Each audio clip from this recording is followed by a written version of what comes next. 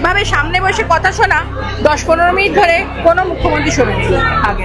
আমাদের স্বামীরা যারা চলে গেছেন তাদের জায়গায় যে আমাদের কাজ দেওয়ার নাম করে প্রহসন করা হয়েছে এবং আমাদেরকে বারংবার ইন্টারভিউয়ের নাম করে এবং ভেরিফিকেশন কাগজপত্র জমা নেওয়া সত্ত্বেও এমডি এবং মাননীয় মুখ্যমন্ত্রী যিনি ছিলেন প্রাক্তন বিভিন্নভাবে আমাদের হেনস্থা করেছেন। আমরা নবান্নর কাছে বারবার ছুটে যাই, কিন্তু আমাদের দীর্ঘক্ষণ দাঁড় করিয়ে রেখে আমাদের সঙ্গে দেখা সাক্ষাৎ করা হয়নি। 21 সালের পরের থেকে আমরা আজ অবধি কোনো রেমুনেশন পাইনি।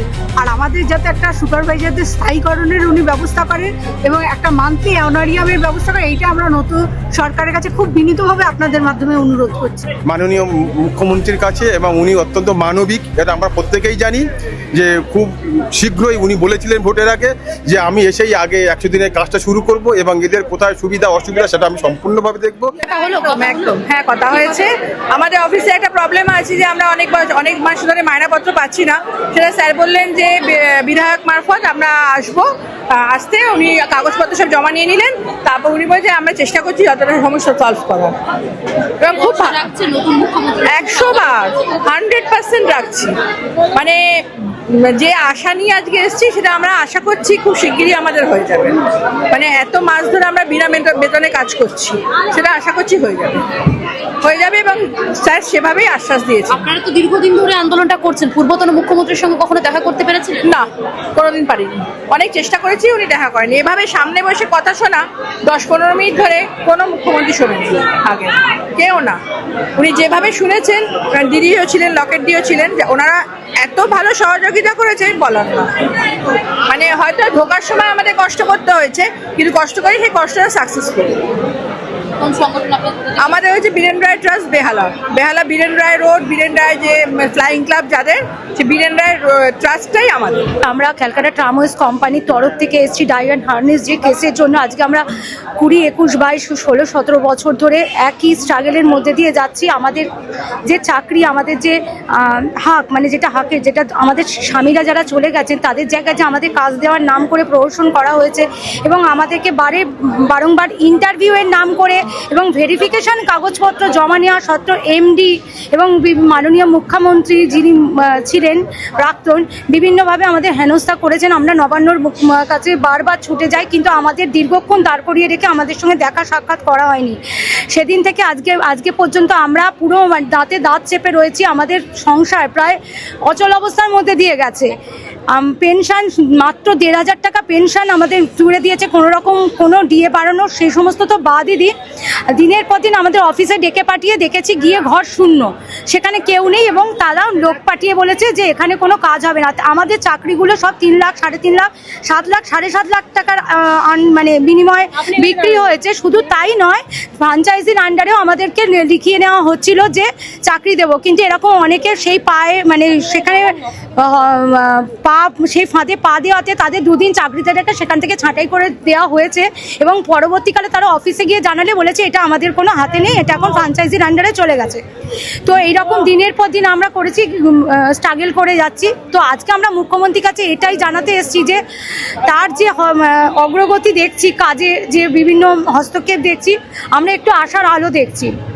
আমরা পুনরায় আমাদের ফাইলগুলোকে ওপেন করতে বলছি, ওনার কাছে আশা রাখছি যাতে ফাইলগুলো ওপেন করা হয় এবং আমাদের রিক্রুটমেন্ট চালু করা হোক, বা আমাদের যারা বয়স হয়ে গেছে তাদের বাচ্চারা যারা অনিশ্চিত ভবিষ্যতের দিকে তাকিয়ে রয়েছে তাদেরকেও রিক্রুট করা হোক। সায়নী সরকার, উত্তর 24 পরগনা, আর বাড়ি হচ্ছে উত্তর কলকাতা। তা আমাদের যে দাবিটা রয়েছে সেটা হচ্ছে আমরা দীর্ঘদিন ধরে আগের যে সরকারও ছিলেন, প্রাক্তন যে সরকারও ছিলেন, তার কাছে আমরা বিদ্যালয় গ্রন্থাগারিকরা আমাদের শিক্ষাগত যোগ্যতা অনুযায়ী আমাদের বেতন পরিকাঠামো নেই এবং আমাদের যে গ্রেড পে, এই সমস্ত যে অধিকারগুলো আমাদের রয়েছে সেই অধিকারগুলোই আমরা জানাতে এসেছি। বর্তমান সরকারের যে কর্মপরিধি দেখছি, ওনার এই কর্মপরিধির কথা অনুযায়ী আজকে আমরা এই জনতার দরবারে এসেছিলাম। আমাদের সিরিয়াল নাম্বার দেওয়া ছিল 137, ওনাকে আমাদের ফাইলপত্র জমা দেওয়া হয়েছে, কিন্তু ডাইরেক্ট মুখোমুখি যে কথা বলার সেই সুযোগ আমাদের এই মুহূর্তে হয়নি। আশা করছি আগামী দিনে নিশ্চয়ই হবে। এবং আমাদের যেটা শিক্ষাগত যোগ্যতা, আমাদের প্রত্যেকটা বিদ্যালয় গ্রন্থাগারিকে তাতে একজন গ্রন্থাগারিকে যে বেতন পরিকাঠামো হওয়ার কথা সেটা তো নেই, এবং কেন্দ্রীয় স্তরে এনইপি অনুযায়ী টিচিং স্ট্যাটাস প্রত্যেকটি লাইব্রেরিয়ানের রয়েছে। এখানে নন টিচিং করে রাখা হয়েছে। এসএসসি যখন হয়েছিল, স্কুল সার্ভিস কমিশন পরীক্ষাতে যখন আমরা লাইব্রেরিয়ানরা পরীক্ষা দিই, তখন এটাকে সিঙ্গেল পোস্ট, তো স্কুল লাইব্রেরিয়ান, বিদ্যালয় গ্রন্থাগারিক, আমরা সরকার পোষিত স্কুলগুলোতে সেই স্কুলের লাইব্রেরিয়ানদের করে দেওয়া হলো নন টিচিং। অথচ আপনি এনইপি কেন্দ্রীয় স্তরে নবোদয় বিদ্যালয় যে কোনো জায়গায় দেখবেন যে বিদ্যালয় গ্রন্থাগারিক একজন টিচিং স্ট্যাটাসে প্রাপ্ত। আর আমরা এই যে নিজেদের স্ট্যাটাস অবশ্যই ভরসা রাখছি এই বর্তমান যে সরকার, কারণ প্রাক্তন সরকারের কাছে বলে বলে আমরা দীর্ঘদিন আমরা বঞ্চিত হয়েছি। আশা করছি আমাদের এই বর্তমানে যে সরকার আছেন, আমরা খুব আশাবাদী যে সেই জন্য আজ জনতার দরবারে আমরা প্রত্যেকে এসেছিলাম।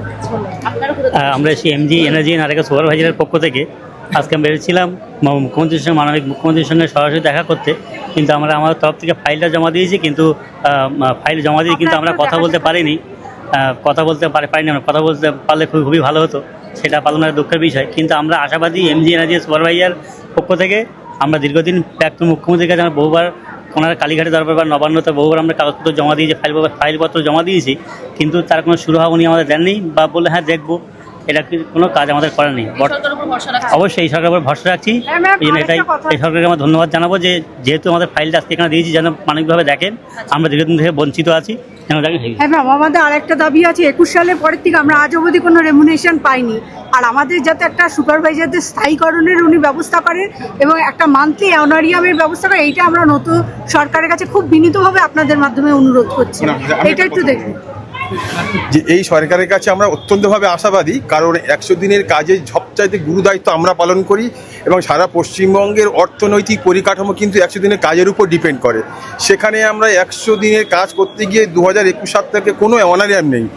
এবং আমাদের একটাই দাবি এই মাননীয় মুখ্যমন্ত্রীর কাছে, এবং উনি অত্যন্ত মানবিক, এটা আমরা প্রত্যেকেই জানি। যে খুব শীঘ্রই উনি বলেছিলেন ভোটের আগে যে আমি এসেই আগে 100 দিনের কাজটা শুরু করব এবং এদের কোথায় সুবিধা অসুবিধা সেটা আমি সম্পূর্ণভাবে দেখব। এবং আমরা এখন মাননীয় মুখ্যমন্ত্রীর কাছে দাবি রাখছি যে আগামী দিনে উনি আমাদের এই ব্যাপারটা অতি আন্তরিকতার সহিত দেখবেন এবং উনি আমাদের বেদনার সমব্যথী, এটা আমরা প্রত্যেকেই জানি। আমাদের সঙ্গে পশ্চিমবঙ্গ সুপারভাইজার ওয়েলফেয়ার সোসাইটি। আমাদের সমস্যা, আমি হচ্ছে 2020 সালে ওয়েস্ট বেঙ্গল পুলিশ রিক্রুটমেন্ট বোর্ডের ক্যান্ডিডেট বলছিলাম। ওখানে হচ্ছে 8632টা আমাদের ভ্যাকেন্সি ছিল। ভ্যাকেন্সি থাকার পরে একটা এক্সাম দিতে গেলে যতগুলো স্টেপ কোয়ালিফাই করার দরকার আমরা কোয়ালিফাই করি। তারপরে ইন্টারভিউর পরে হচ্ছে আমাদের ফাইনাল মেরিট লিস্ট এখনও দেওয়া হয়নি। ইন্টারভিউর জন্য আমাদের হচ্ছে প্রফেশনালি সিলেক্টেড একটা লিস্ট দেয়, যেটা হচ্ছে বাংলা অর্থ হলো অস্থায়ী প্রস্তাবিত। আর ফাইনাল মেরিট লিস্ট তখনই প্রকাশিত হয় যে ভিআর অ্যান্ড মেডিকেল করানো হবে তারপরে। কিন্তু হচ্ছে ভিআর অ্যান্ড মেডিকেল থেকে আমাদের বঞ্চিত করা হয়েছে। সেখানে হচ্ছে প্রায় 1500 ভ্যাকেন্সি হচ্ছে আমাদের ফাঁকা আছে। আমি এই সরকারের কাছে হচ্ছে একটাই আবেদন আমাদের, যে 1500 যে ভ্যাকেন্সি ফাঁকা আছে সেটা হচ্ছে প্রত্যেকের জন্য অ্যাপয়েন্টমেন্ট লেটার দিয়ে আমাদের ফাইনাল মেরিট লিস্ট বের করে। আর প্রাক্তন যিনি সরকার ছিলেন, আমাদের বারে আমরা আবেদন করেছিলাম, কিন্তু ওরা আমাদের কোনো সুরাহা দেয়নি। এই সরকারকে আমরা আশাবাদী, সেই জন্য আজকে জনতা দরবারে আমরা এসেছিলাম। সংগঠন তারা এসেছেন মুখ্যমন্ত্রী শুভেন্দু অধিকারীর দরবারে, এবং তাদের যে সমস্যা দীর্ঘ 15 বছর ধরে যে বিভিন্ন বঞ্চনার শিকার হয়েছেন তারা, সেই দাবি তুলে ধরার জন্য। এবং অনেকে দেখা করেছেন, অনেকে মানুষের জনপ্লাবনের জন্য দেখা করতে পারেনি। পরবর্তী সোমবারে তারা আসবেন, আবারও দেখা করবেন, এমনটা তাদেরকে আশ্বাস দেওয়া হয়েছে এবং তাদের সমস্যার কথাগুলি তুলে ধরবেন। ক্যামেরা জয়ের সঙ্গে সময় রিপোর্ট, বাংলাহান, সল্টলেক।